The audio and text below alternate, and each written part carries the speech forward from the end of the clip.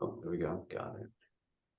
Hope you're doing well. I guess just a quick little, we'll do a quick intro and a few announcements I think that are kind of applicable to all of this, or partially applicable.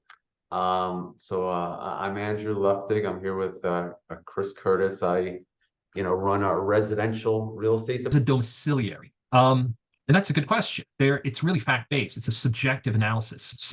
And it's based on the actual date of death. If the IRS was going to look at this, the IRS was going to audit it. There's like, what at the date of death? Where was their main connection in life, right? And um, and that will determine whether or not that non-citizen would qualify for the $13 million exemption. One things that is so it's worth noting, by the way, and I just put that here. A lot of people, a lot of foreigners assume, oh, I have a US green card, so I'm considered a domiciliary. That's actually not the case. You do have a lot of green card holders that tend to sometimes spend a substantial amount of time outside of the United States and have stronger connections outside of the US. So if you were to have to, shine a light on that, and I always look at from a perspective in the worst case scenario where the IRS is shining a light on it in an audit situation. The IRS can look at it and say, well, they weren't really domiciled here. They had a green card, but they spent most of their time in their home country or a different country.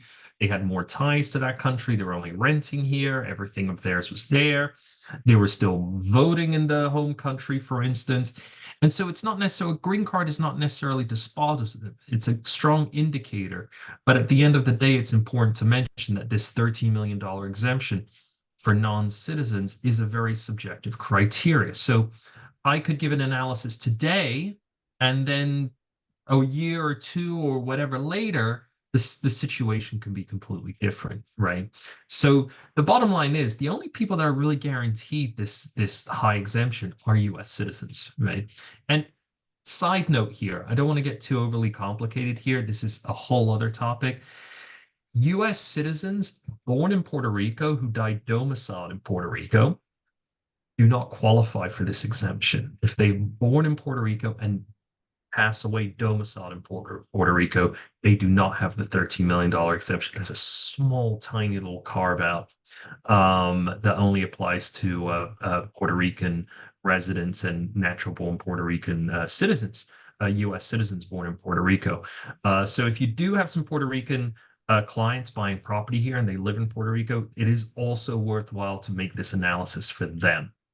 So, why is this an issue if they don't qualify for the $13 million exemption? Well, I just put it down here because the exemption for non-citizens, non-domiciliaries is only $60,000 per person. It is substantially lower. So they are potentially subject to U.S. estate or gift taxes on any amount, fair market value amount of what we call U.S. situs assets, assets considered as being located in the United States at the moment of their death that they own. Um, and so if they own the property outright in their own individual name, they pass away with it. It could be co-op apartment, could be real estate. Um, Anything above any value above $60,000 is going to be subject to a potential 40% estate tax. And if they decide they want to gift it in during their lifetime, well, hey, it could be subject to a 40% gift tax, right? Estate tax if anything transfers at death, gift tax to cover anything transferred during lifetime. But they're essentially the same tax, right? So, um, so like I said, non-citizens are only, if a non-citizen, non-domiciliary, they are only subject to tax on U.S. situs assets, but that does include real estate, right? And if they purchase it in their own individual name, that's pretty much a guarantee that they're going to get an estate tax if they were to pass away or gift it during their lifetime. There is no argument to make. It is just the black letter of the law. They're going to have to pay it. Unfortunately, I've seen this many times. Uh, Patriarch of a family who's a foreign resident, Brazilian, Colombian, Argentinian, mostly I've seen, passes away holding real estate or a co-op here. And the family comes, says, hey, we need access. We need to do a probate procedure. Can you help us with this? And we're trying to sell it or rent it, and it's a real pain. And so I explained to them the probate procedure, but then obviously I have to go to the bad news. I have to say, hey, by the way, do you realize that the moment he passed away, there was a estate tax bill that's going to be owed, and that's 40% of the fair market value? They're shocked. Unfortunately, at that point, there's nothing we can do about it. It has to be paid. Also, that has to be paid within 9 months of death. All right. IRS doesn't care about your liquidity issues. They want their money within 9 months of death. They want the filing of the tax return. It was called a 706 NA. It's 9 months after death. If it's not paid 9 months after death or filed after 9 months, there can be some hefty late payment penalties and late filing penalties, right? It is not unusual. I've seen it where the family members, the foreign family members of the decedent were completely unaware for years and years and years of this filing requirement. Then they go to sell it, and obviously, title company, co-op, or have you not, want to see the estate tax waivers or estate tax clearance, and that's where we find out. And it's very unpleasant because sometimes the interest and the penalties completely swallow up, dwarf what the actual estate tax is owed. It starts, it can eat up like 60% of the value of the real estate. So it's very, very important for them to have this conversation right at the beginning and to try to put a structure together to avoid these problems in the first place. Now, when we talk about structures, there's all sorts of different kind of structures we can use. Uh, Most common one for a lot of my clients tends to be what we call corporate structures, like double tiered structures, where we tend to have a domestic corporation owned by a foreign corporation that's then owned directly by the client. The reason why we do that is if they hold shares of a foreign company, even though they own the real estate indirectly, they're not considered subject to U.S. estate tax because the shares that they own of the foreign company are outside the taxing jurisdiction of the U.S. For estate tax purposes, considered non-U.S. side asset. So that's a very common structure, but that might not be the ideal structure. That's probably the ideal structure for clients that are going to buy millions and millions of dollars because at the end of the day, there are certain amounts that have to be paid every year to maintain the structure, doing the accounting, for instance. And also, if you're to buy real estate in a corporation here in New York, even if you were to not rent it out, some clients just use it as a pied a terre, for instance, there is still a kind of a hefty New York State franchise, New York State, New York City franchise tax, a minimum tax that's owed, even if it's not getting any rental income in. It's called the capital base franchise tax, which is charged based on the value of the real estate. There's no bill that goes out, by the way, for this every year, like you do with like the client would get for property taxes. This is something the client is assumed to know and has to file the franchise tax returns every year. And a lot of them don't, by the way. And so this could be several thousands of dollars depending on the value of the real estate. So we always have to balance things out here. We have to determine what works best for the client in their own individual circumstances. Sometimes an irrevocable trust would be the better alternative, and they put it in the name of the spouse and the beneficiaries of the spouse and the children's. That can avoid it. Sometimes we do a double tier domestic partnership owned by a foreign partnership, for instance, which doesn't provide the same level of protection as a corporation, but it avoids the corporate franchise taxes, for instance. Bottom line is and this slide here that I put, it's a balancing factor. There's no ideal perfect situation, right? This is why we have to have a conversation. There's no one size fits all. You might have a client that comes to you and says, "Oh, I have a friend of mine that bought it in the name of a British Virgin Islands company. I'm just going to do the same thing." That might make sense to them, but it might not, right? They might be making a mistake there in their own individual circumstances. There really is no one size fits all. They should always have someone and analyze it closely with them. And I say it's a balancing act because you got to look at it from anything that reduces the estate and gift tax risk tends to increase income tax bill, right? Like if you put it in a corporate structure, it reduces the estate and gift tax, but now you're paying more corporate taxes than if you had owned it individually, for instance. So we always have to do a careful analysis and also let the client be able to make an informed decision of this and let them know what the consequences are of each different structuring, right? I just went into this common holding structures. I don't think we have to really get into this. It's just what I I have some mentioned here. questions, Chris. Yeah, absolutely. we scroll up to the top. There's a question initially. Let's see Uh, here.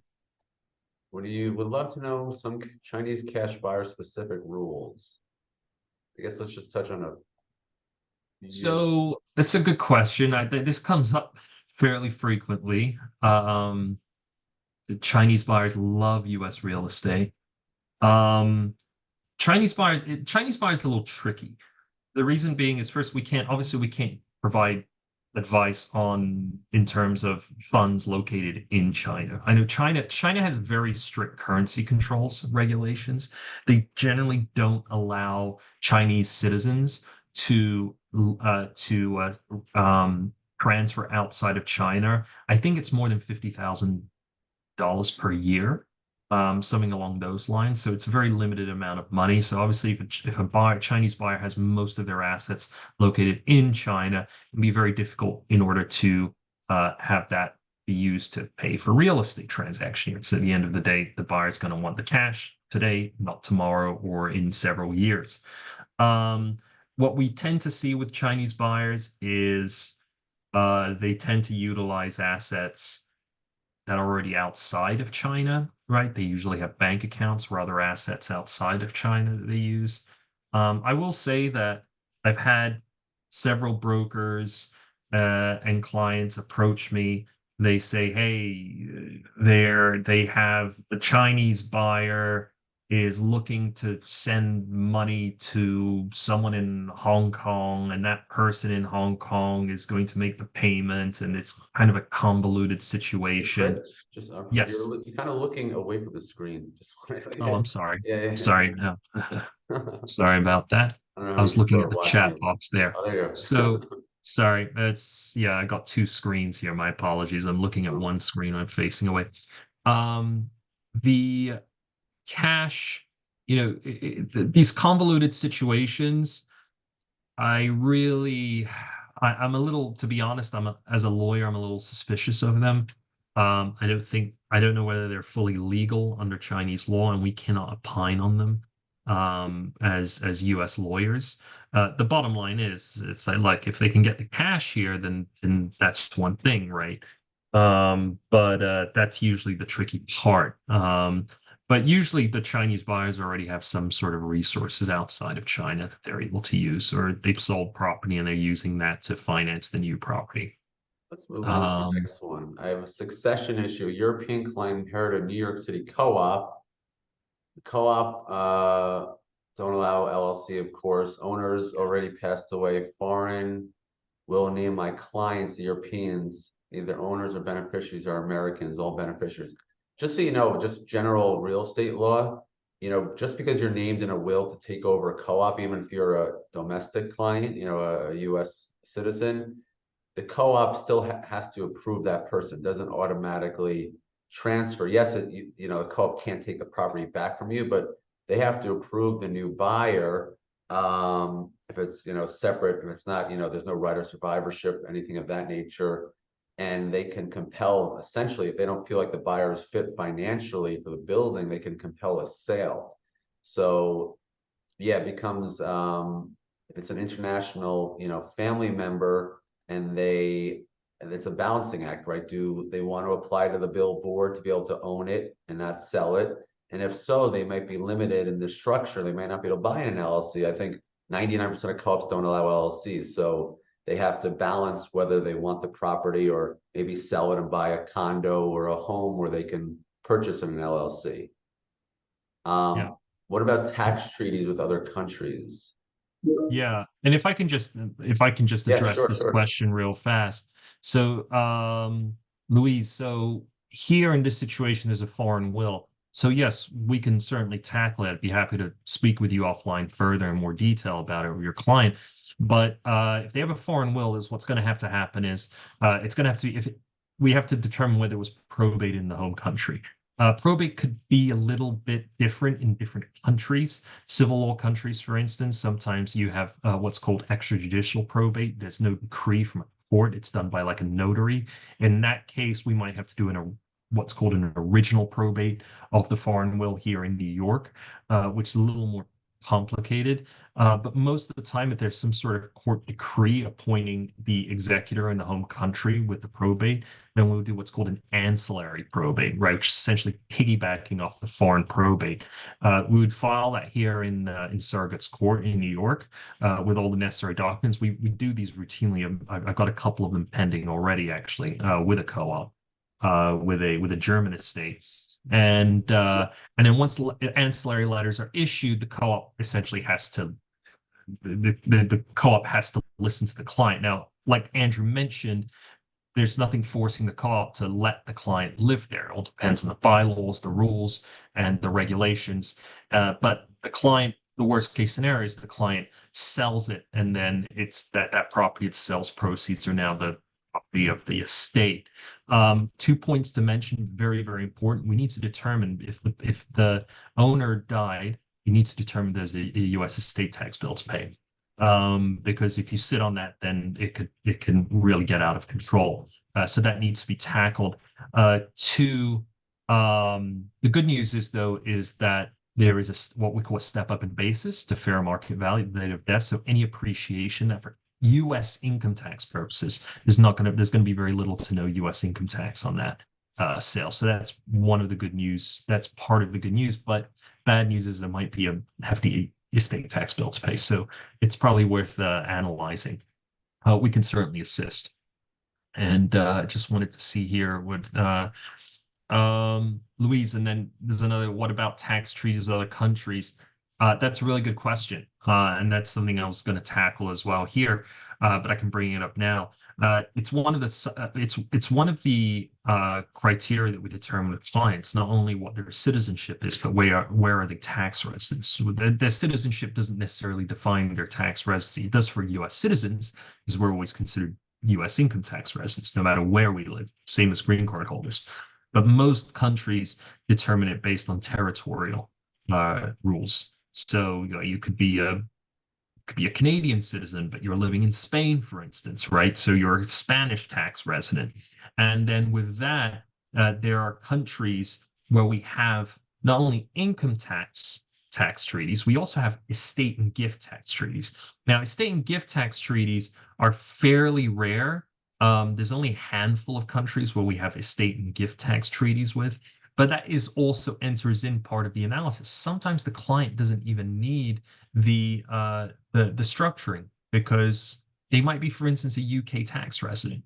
They're a UK tax resident at death. The UK US estate and gift tax treaty is actually quite generous and allows a UK a UK tax resident's estate to elect to receive the up to the exemption of a US citizen.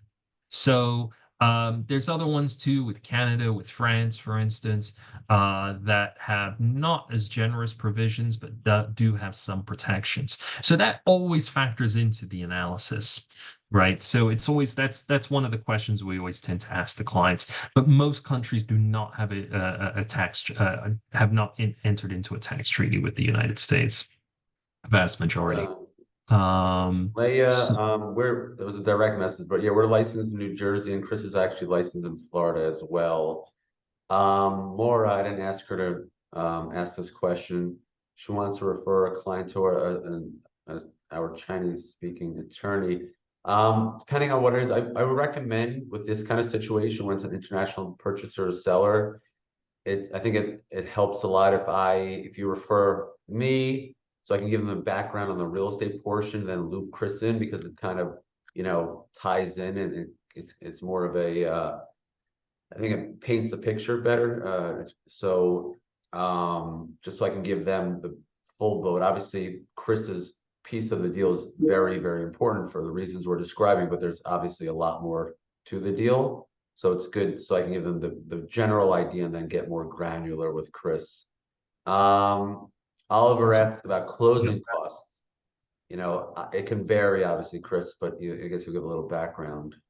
Well, this is specifically Oliver mentions closing costs for changing ownership structure, such as from individual to few people, from individual to LLC or trust, any additional costs for a foreigner. It's a good question, Oliver, and very good question actually, in the sense that the reason why I always say that the client has to have a timely conversation about this is it is really imperative that we try to put the appropriate structure together before closing. Okay. Because once the client takes control of the asset and the deed is issued to the client, then things become a little complicated due to the rules of FERPDA.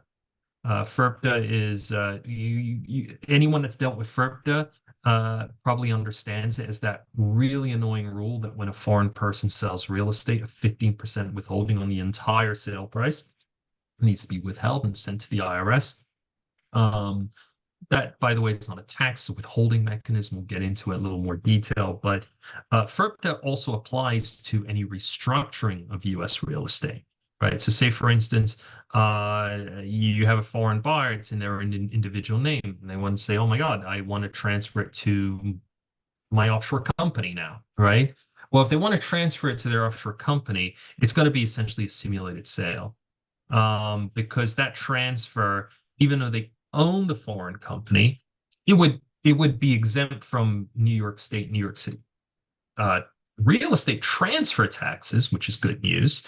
But unfortunately, the IRS will see that as a recognition event. It has to be it would be treated as a deemed sale at fair market value at the date of transfer, which means they would have to recognize any they would have to recognize income tax on any net gains. And they would also have to essentially sell it to the foreign corporation. And by the way, FERPTA applies on that transfer, that 15%, even though it's essentially a ghost sale, like it's a simulated sale. It's a real pain. So we try to now there are other ways in which we can tackle this post sale with the client in order to mitigate that we don't have to do this kind of simulated sale and recognition of income tax and 15% for the withholding. There are other ways to tackle it. But it's always best to try to get the a structure in place before the closing. That really does help. Because after the closing, well, now we have to deal with FERPTA rules, and FERPTA rules are just very, very complex, and they encompass a lot more than just that 50%. So, let's see, Louise. Oh, Louise, you also managed if you have Spanish-speaking lawyers. No, we I don't. don't. We don't, Um, unfortunately. I have. I mean, I'm fluent in Portuguese and I speak Portuñol, but not fluent Spanish, unfortunately. Um, so maybe we should just discuss a little bit, Andrew, about FERPTA. yeah, I yeah. Why think don't that we the discuss that for 10 minutes and we can do the last 5 minutes just on some practical considerations, yeah, when working with international clients. yeah. And this was the slide, by the way, I was going to get to. So you I guys think to it. just Yeah, from like my perspective, there's a yeah, big misconception on FERPTA. FERPTA is a withholding. Basically, think about it as a security blanket the IRS has to make sure they collect capital gains tax. Let's say, international purchaser has really no big connection to New York or America. They own one apartment and they leave and they owe $1 million, but the IRS can't track them down. They don't want to go tracking them down, chasing them. So they hold back, they make us as attorneys hold back the 15% usually as security to collect the taxes.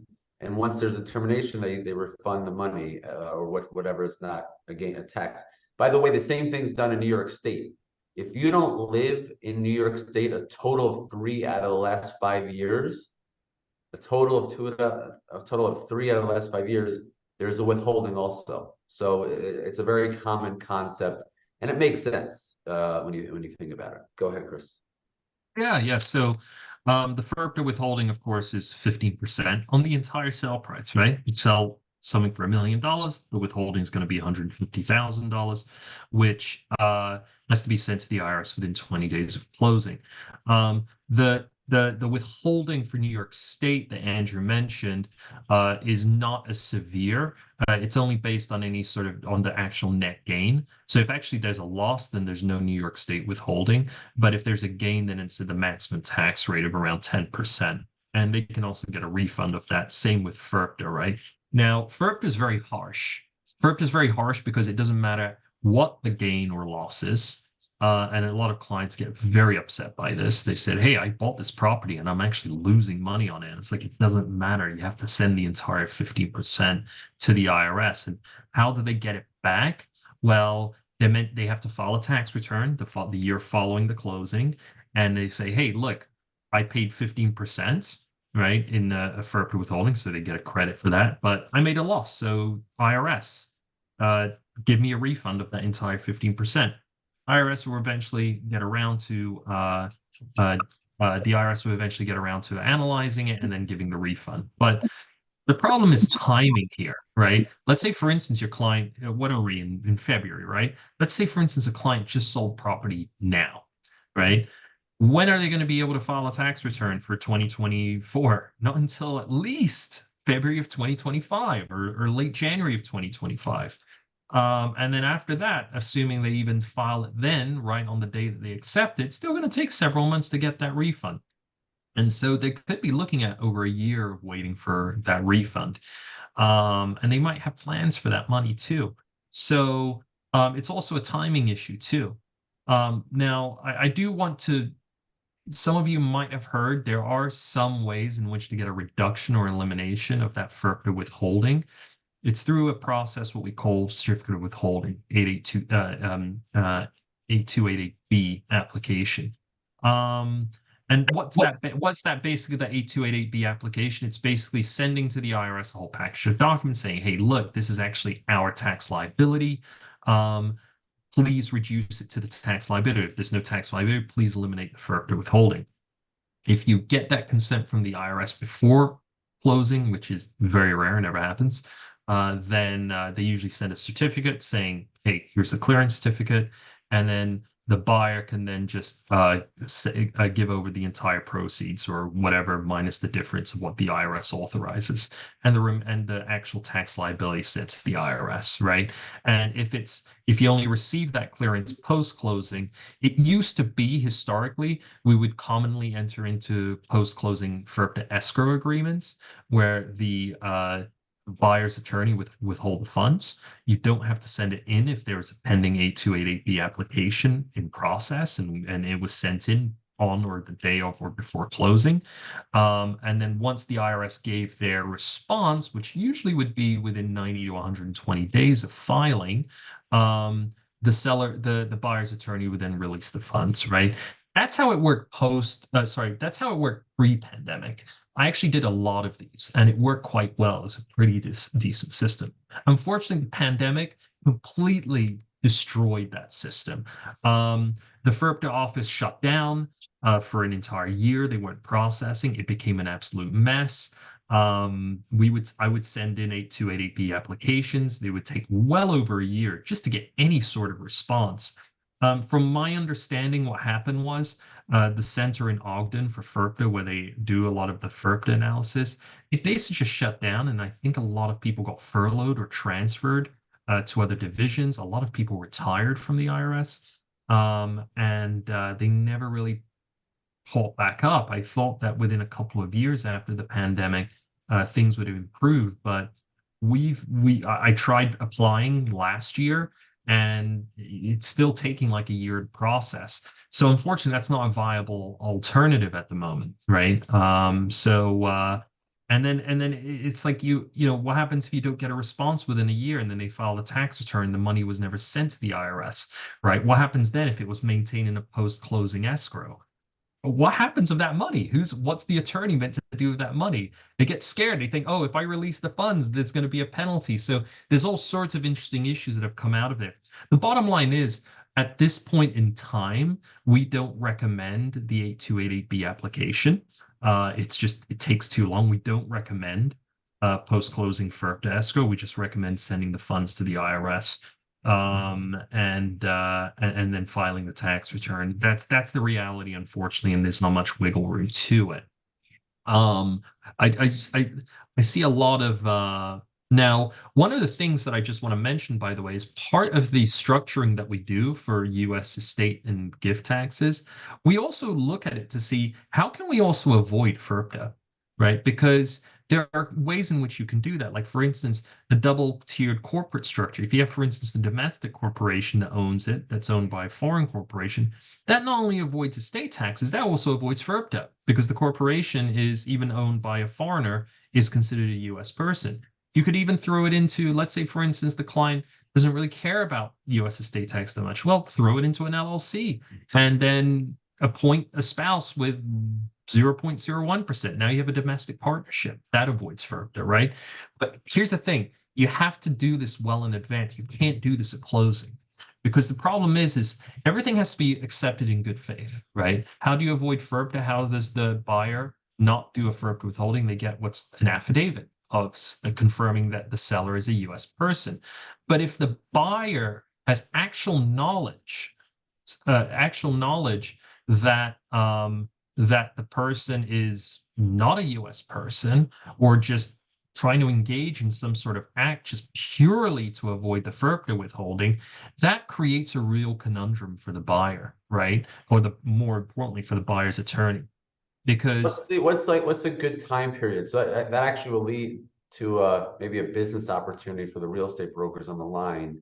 So what passes muster? I know it's not probably not black and white, but generally, what would you it's be no black comfortable and with? white. I mean, So the I idea, would just so say, everybody understands, a foreigner owns individually, and they're thinking about selling. If they're thinking about selling, tomorrow, you can't change to an LLC because it's, in contemplation and it's essentially fraud.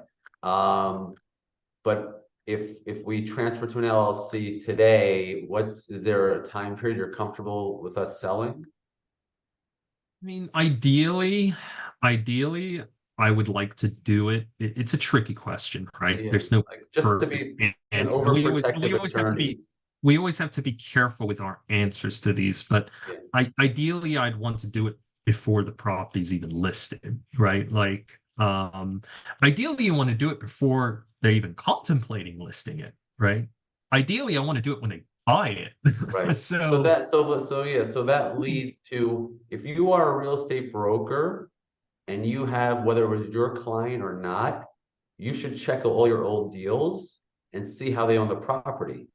And listen, if you represent on the purchase, you may be nervous to approach them now because they may say, "Why didn't you tell me about this?" And you don't want to point fingers and throw anybody under the bus. It's not really your job to have done this. It's more the attorney's job. But just food for thought, you may protect your client, add value, and go on Acris and see if your clients own these properties in their individual name, and somehow educate them and let them know, it was me. I just, went to this webinar randomly on working with international clients, and the attorneys advised us that, your attorney or somebody, should have kind of given you the option to buy in an LLC or an entity. We had a deal. It was literally, the client has to send $1.5 million to the IRS for a year, right? Give or take. We didn't represent them on the purchase, neither did the broker. But when I tell you, this client, he was actually a sir, a legitimate sir, from overseas. When he lost his mind. He had 4 or 5 of his team on the phone, highly sophisticated financial people who just didn't know. They asked us the same question for a month, 10 times. They just didn't know. So if you have deals that have closed and you can look them up, you could become, a hero, and help your clients. But I think we're running out of time. I want to be respectful of everybody's time. Just a few quick points. Kind of Chris touched on this before, with Asian buyers, but international buyers in general, what I find, they love, purchasing properties that are close to like landmarks, New York City landmarks. Half of it, I think, is ego, so they can tell their friends they, live near the Empire State Building. Most local people, people born and raised in New York, or close to New York, don't want to be anywhere near the Empire State Building. There was a hotel condo, um, still exists. I forget the name of it. Oh gosh, goodness. But everybody wanted to be there. We did a ton of deals there, and it was all international clients. Brooklyn now is an international destination, right? So think about and ask your clients. They like to be near landmarks, Central Park, areas of that nature. Also, when we talk about privacy, international clients, if you say it to them, their head is gonna go off, especially from certain countries, that you're worried and they're worried about health and safety, right? About, laundering, kidnapping. We're doing this not because of safety. We're doing this because of tax treatment. So you want to make it clear to them that we're not worried about anonymity for to keep them alive, or not to be, extreme, but more so for tax treatment. And that being said, if they're a public figure, anonymity in New York has become very hard. We can accomplish it in most situations, but it's never, never, never guaranteed. Also, closing costs. Closing costs in New York State, even compared to other places in this country, the US, and with for sure outside the country, are dramatically higher than other countries. So when you introduce us, even before you introduce me, call me. We'll prepare closing cost estimates for you. You shouldn't prepare them because if you mess them up, the client's obviously going to be upset and come after your commission potentially. We do it all the time for domestic and international clients. We have client brokers emailing us every day. Think about this: a savvy broker, if I was a broker, I want to provide specific closing cost estimates, not general ones, right? All of you have websites through your companies that give percentages that are very convoluted and hard to understand. Why wouldn't we, broker A provides a specific closing cost estimate for your deal. Broker B just sends you to the website. Which broker has added more value, right? So closing fees, title insurance, mortgage tax. What about Chris? This is like the most practical and simple, but it's most important about like just holding the hand of the client. Yeah. Yeah, it's I do a lot of hand holding, and because clients they usually, like Andrew said, they have a team of people at home, but then they come here and they're just one in a million here, and sometimes they don't understand basic things such as payment of property taxes, right, or condo fees and things along those lines.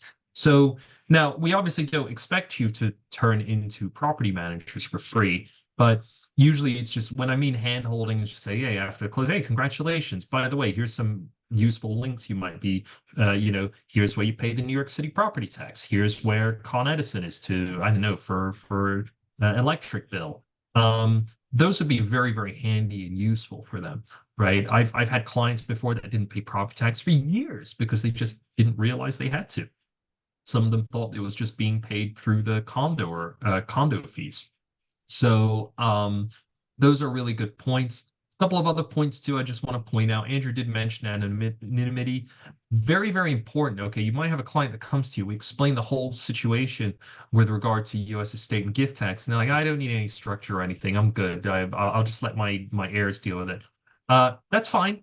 They made an informed decision. That's what matters, right? However, one thing that I've noticed outside of the United States is a lot of foreign clients do not realize how public information is here in the United States in terms of real estate ownership. In a lot of countries, it's almost treated like the same as tax information in terms of levels of privacy. And obviously, that's not the case here. Everything's very wide open. You can just go on and see who owns real estate. And some clients do not realize that, never assume. And some clients might get sick by that because they might come from a place that has issues with crime and violence, for instance, kidnapping, and they don't necessarily want everyone in the entire world to know that they own, a multi-million-dollar apartment in New York, right? I have had clients in the past that come to me, oh my God, it's in my own individual name. I need you to take my name off. And I was like, well, I can't do that. It's now you can transfer it to LLC, but guess what? Your individual name is going to stay on there for the end of time. It's now part of the chain of title. So they might not care about estate and gift tax, but they might care about anonymity. That's when we start discussing things like buying in a trust or buying an LLC or a combination of both. Last thing as well, just real fast, Andrew was going on about closing costs. I apologize, It's everybody, good. quickly. I have to jump on an 11 o'clock call, but I'll leave Chris on. Thanks everybody for Yeah. joining. We'll send a follow-up email with actually a video of this and some other information, but thank you so much. Okay. I'm just wrapping up here anyway. So, Last point to make is things like, for instance, title insurance, right? It's only a thing really here in the United States. Clients sometimes thinks it's something that's voluntary, which it technically is. Of course, it's not. We tend to have these conversations with them, but it's important that they understand the importance of these kind of expenses. So I think we've gone over the time here. I'm just going to look through the questions now really fast just to wrap up. Maura asks about a QPRT, which is a qualified personal residence trust, and how does that come into play? QPRT really just is really more for domestic buyers. I don't think it really helps foreign buyers that much. It's to take it outside of a domestic buyer's taxable estate. It's a fairly complex procedure. I generally haven't used it for foreign buyers. I think there are other ways in which we can do it for foreign buyers. There's also certain risks with the QPRT. If they die within a certain period of time, it's includable in their taxable estate. So it's probably best just to do a straight up irrevocable trust with maybe a spouse and the kids as beneficiaries. When is FIRP to more than 15% or corporations taxed at 35%? In certain situations, yes. I've seen that typically when there is a distribution of, it can be higher, for instance, when there is a distribution of real estate from a domestic corporation to its shareholder. At that point, it's subject to, it was traditionally 35%. That was the maximum corporate income tax rate. Now it's 21%, but it can be higher in certain situations. Edwin asks, can I confirm is FERPed only 10% withholding for below 1 million and then 0% if below 300,000? Yes, with a caveat that, sorry, I don't know this off the top of my head. Usually those rules require that the buyer certify it's going to be their primary domicile, and that's typically a sticky point, because it might be, it might not be, even if it might be right now. What happens if, their aunt in California gets sick and then they have to go back to California and then it's no longer their primary domicile. So some buyers are just hesitant to put that down on paper for the IRS. They would rather just not deal with it. But yes, in certain situations you can have it lower. Would FERP apply in the sale of a co-op? Yes, that's from Loretta. Yes, it does apply to the sale of a co-op. It's treated the same as U.S. real estate. Louise, I heard for estate purposes, if you own a co-op because it's stock, it might be different treatment or not. Yes, Louise, it's different treatment for gift tax purposes. They can gift it during their lifetimes because it's an intangible asset. It's exempt from U.S. gift tax, but not from estate tax. It's a bit of a wrinkle in the law. I don't want to bore everyone with the difference there, but yes, there's the opportunity for potentially gifting it during lifetime. Whereas if you gift U.S. real estate, that is subject to U.S. gift tax. So it can have different treatment, but for estate tax purposes, it's all treated the same. That's a transfer at death. I think they have the size understood. I think that's it. So thank you very much, everyone. I'm sorry we went a little bit over time here. We'll circulate this PDF. If you have any additional questions, concerns, referrals, feel free to reach out to us. Okay, we're here to help you. All right. Thanks very much, everyone. Take care.